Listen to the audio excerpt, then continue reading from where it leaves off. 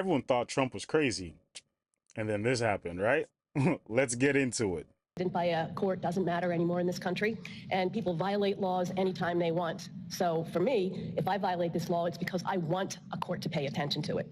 And there is nothing more important than counting votes. The blatant flouting of the law sparking outrage. Democrats in Pennsylvania said they're going to count illegal ballots so their guy can win, and they don't care what the court says, and challenges the court to do something about it. Okay. By the way, shout out to Nate the lawyer. Absolutely love his videos. I'm going to leave the link to his channel down in the description, guys. Nate the lawyer, hope you're seeing this. Thank you. I appreciate everything you do. Thank you for the information. All the best, brother.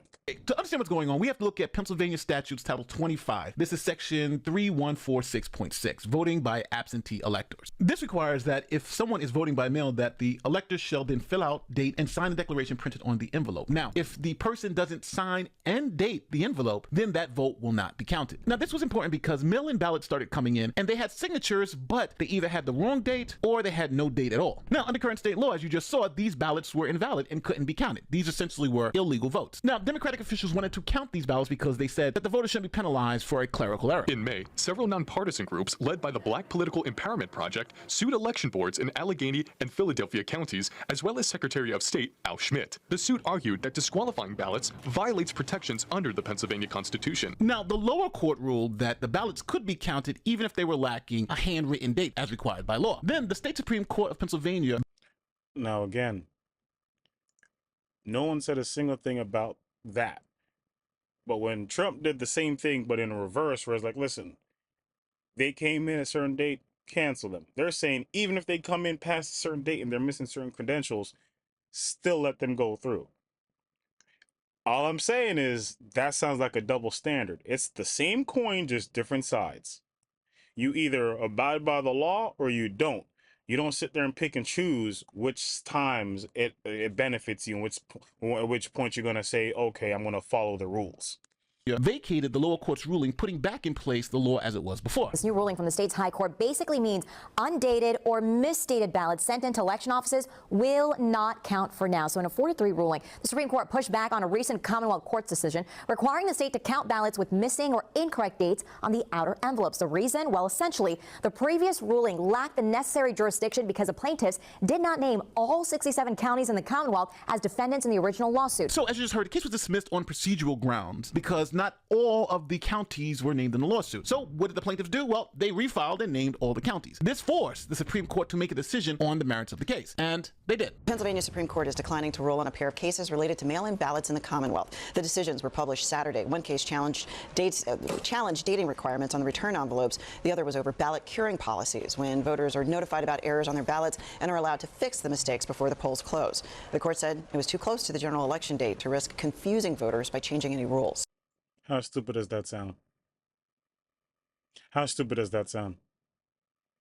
Okay, so if Trump went there and said, listen, which he did, it is too close to election. This is something we've never done before. This mail-in ballot's going to be an issue. Every single one of these judges said, go ahead. You know why? Because it's to protect the election and people need to be able to vote.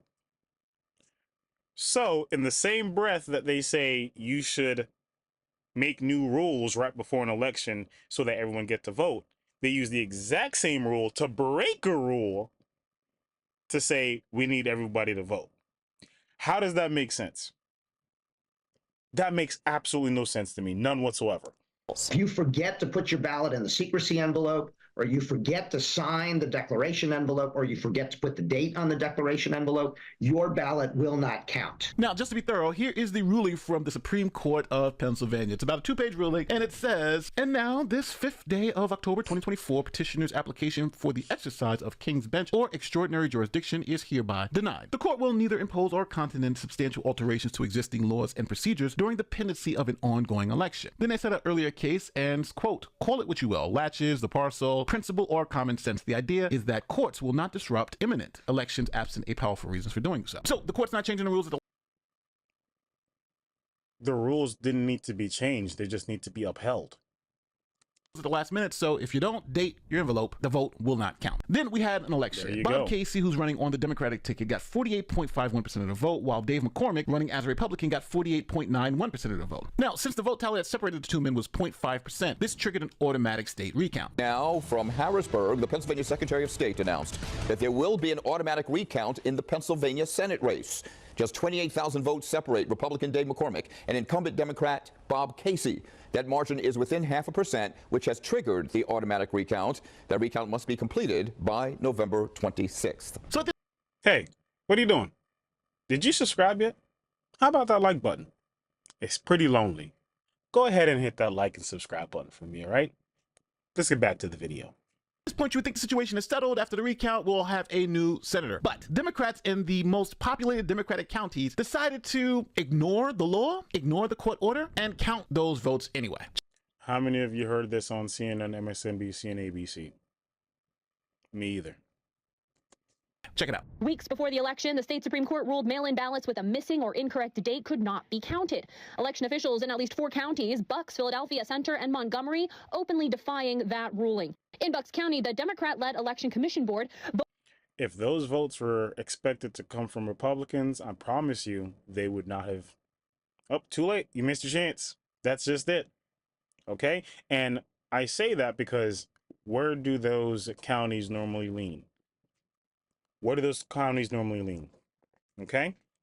Voted to count 405 ballots with date errors. Precedent by a court doesn't matter anymore in this country, and people violate laws anytime they want. So for me, if I violate this law, it's because I want a court to pay attention to it. And there is nothing. Listen, now that right there, those are some balls. I violate laws because I want the court to find out.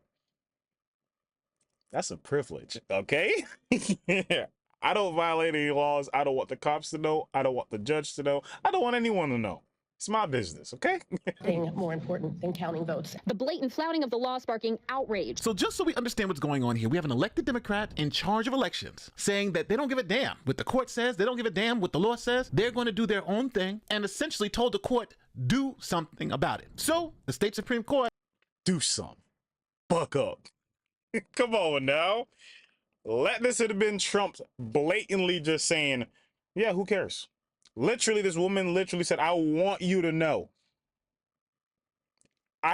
You can't make this stuff up. You 100% cannot make this stuff up.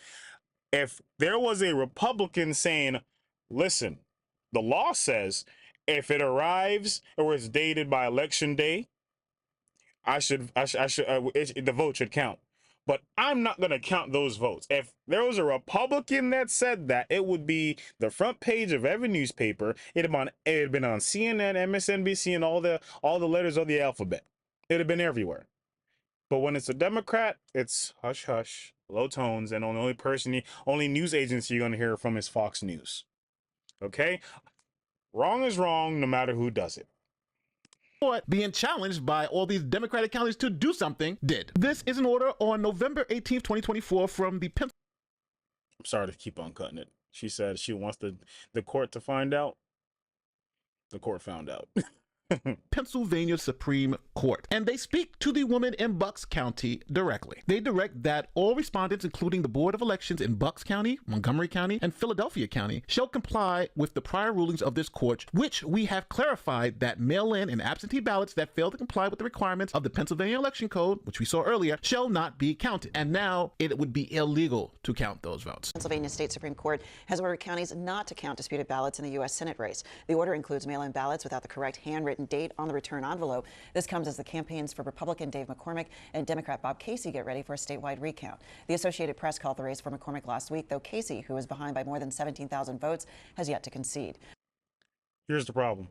Oh, look, 2 courts told them don't count it. The Supreme Court of Pennsylvania says don't count it. Why do we think they give two craps about that?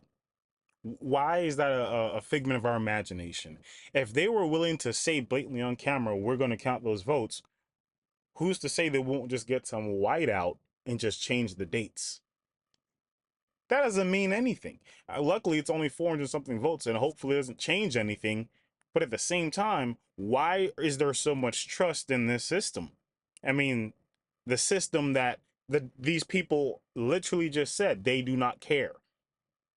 No, that makes absolutely no sense. So in my book, they got what they wanted. The Democrats got what they wanted in that situation. That woman broke the law and she flaunted it happily. I'm pretty sure that's a felony. Put that in quotations, okay? Somebody else got hit with some felony charges over stuff like that. Bucks County Board of Elections Chair Bob Harvey issued a statement saying that the board will comply with the court's orders, and this was the clarity that they were seeking from the court. He also slammed claims that the board tried to influence the outcome of the election through its ballot counting procedures, adding that the roughly 600 total challenge ballots at issue here could not have swayed the election results. So what do you think the Democrats are going to do? It seems like their best case scenario guy just lost the election, and them trying to count, quote, illegal votes isn't going to cut it. And the state Supreme Court has now essentially made counting those votes illegal. So obviously there's a lot of political outrage because this is now the Democrats essentially doing what they were claiming Trump was doing 4 years ago. So here is some of the most liberal newspapers in the country, like the Washington Post. Listen to what they say about it. The liberal Washington Post editorial board saying Democrats are thumbing their nose at the rule of law, calling it, quote, corrosive to democracy. Conservative commentator Jonathan Turley writing in an op-ed that Democrats are dropping any pretense of protecting democracy over partisanship. 4 years. Attack on democracy. We must protect democracy. We must do this. He's an attack on, and then you turn around and do the exact same thing that you vilified him for over 4 years for doing. So was it all a show? It sounds like it must have all been a show, and you just wanted those votes. Because at the end of the day, when the tables were turned, you did the exact same thing. This is why people say that it doesn't make a difference, because they're all dirty and they're all scheming. This right here. Essentially, this is election denialism of the kind that Democrats have been attacking Donald Trump for doing in the past. So what should happen to these Democrat elected officials who are openly, now with no pretense, saying we're not following the law, we don't give a damn about the precedent, and we're going to do what we're going to do? Stop us. Should they be charged? Remember, Trump was charged for doing this in Georgia and on the federal level. Should there be charges brought against him? Is this election interference? Trying to count votes that are not cast legally? Let me know how you feel. What do you think? Let me know down in my comments, okay? Again, shout out to Nate the Lawyer. Check out his videos. I will definitely be leaving a link in the description if you guys want to check out more of his videos. Guys, thank you for kicking with me in this video. I'll see you in the next one. Peace.